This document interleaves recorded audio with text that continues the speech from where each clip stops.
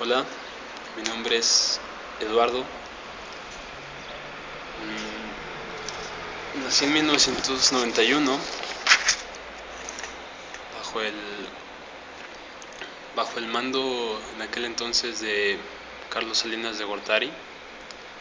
Esa época fue conocida como el Salinato. Y ni yo y quizás nadie más, aparte de quienes lo estaban maquinando, se hubieran imaginado que hoy, a 22 años, se siga viviendo bajo ese yugo. El yugo del viejo PRI, del nuevo PRI, del PRI de siempre. Nos engañaron, nos prometieron cambios que quedaron en el hubiera, cambios maquillados y que si se les salía de las manos podían terminarlos como terminaron a Colosio. Pero yo era muy pequeño, les digo que nací en el 91 y desconozco mucho, así que no voy a hablar de eso, ni de Cedillo o de Acteal. Es del año 2000, del que tengo plena conciencia. Yo, como millones de mexicanos, hoy al menos yo me justifico que tenía 9 años, no era un niño ingenuo, pero lo admito, al menos yo, como millones de mexicanos, creíamos en un verdadero cambio que solo se dio sobre el papel.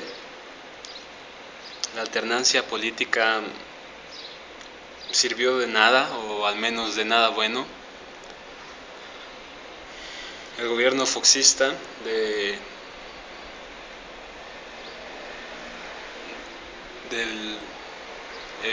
venido del PAN se coludió con el narco, se coludió con empresas que conforman una mafia, de la cual voy a hablar también un poco, pero muy a grandes rasgos.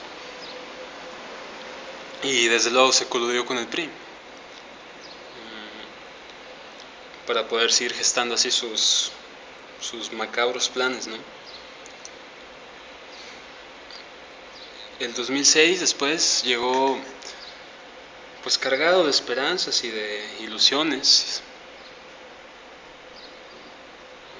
pero una vez más con esa complicidad de esa mafia, de varios entes que forman parte de esa mafia, como son el Consejo de Comunicación, el Consejo de Empresas y no sé, pues toda esta mafia, que porque hay que decirlo con todas las letras, ¿no? Son una mafia y son unos delincuentes.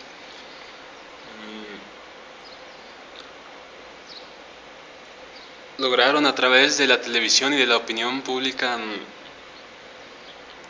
pues confundir al país, dividir a familias, pero ni siquiera eso fue suficiente, ¿no?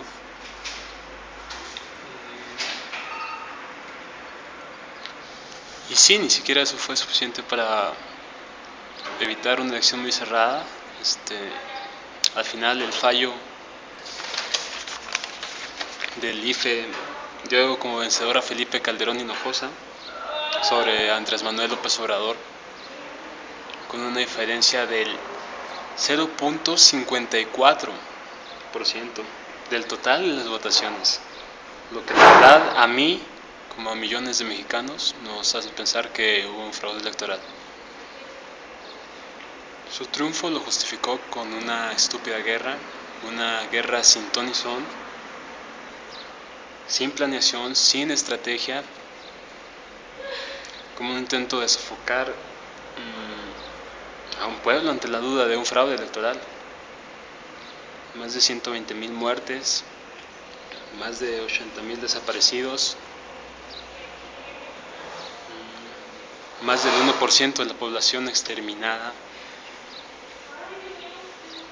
Y el problema es que la mayoría de ellos no solo eran delincuentes, ¿no? Sino que también eran gente de la calle, eran jóvenes sin oportunidades, eran padres y madres de familia. Padres y madres de familia que dejaron a miles y miles de huérfanos que crecen con odios, con miedos, con una visión distorsionada de la realidad, así como millones de mexicanos.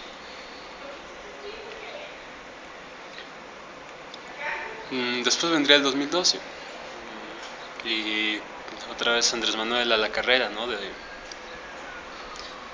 Pero para ese entonces, pues PRI y toda esta mafia ya habían comenzado su circo mediático desde el 2005, 2006.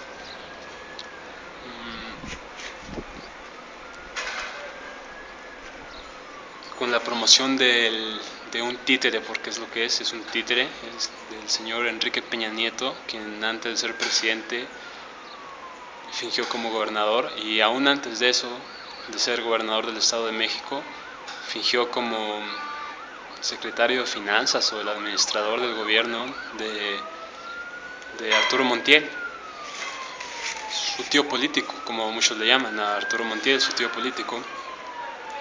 Arturo Montiel, pues también es hablar de enriquecimiento ilícito, es hablar de su castillo en Francia, de sus multipropiedades en México.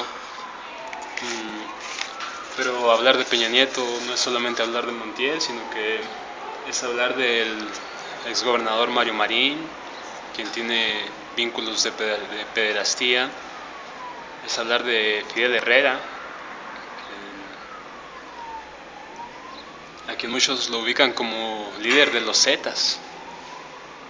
O hablar de César Duarte, quien también muchos lo señalan como narcotraficante. Es hablar de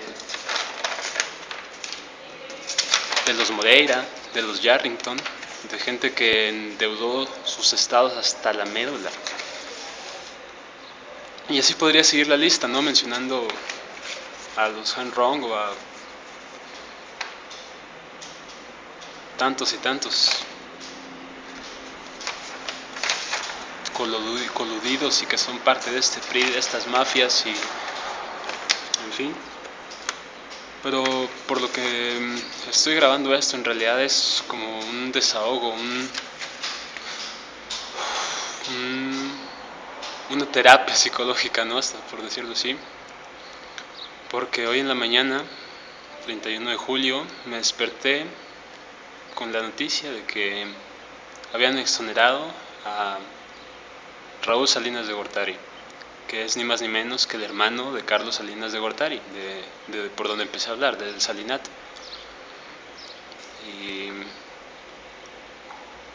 se le han exonerado más de 224 millones de pesos.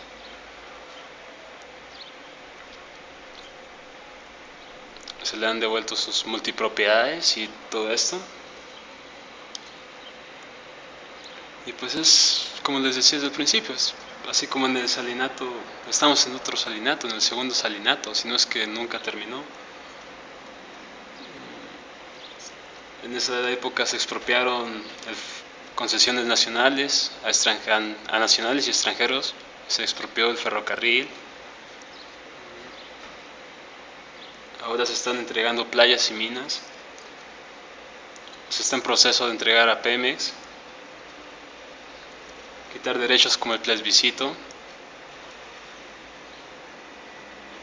y pues así lograr ahora sí amordazar y callar a todos, ¿no? Y claro que si se entrega a Pemex, que viene siendo hasta el 80%, quien genera hasta el 80% de los ingresos al Estado, pues alguien tiene que pagarlo, ¿no? Y no van a ser ellos, ni van a ser la mafia de esas empresas. Porque no, a ellos inclusive se le condonan los impuestos, como se hizo hace poco con Televisa y con otras empresas. A ellos se les condonan los impuestos, mientras que al ciudadano común se le incrementará el IVA en alimentos, en medicina.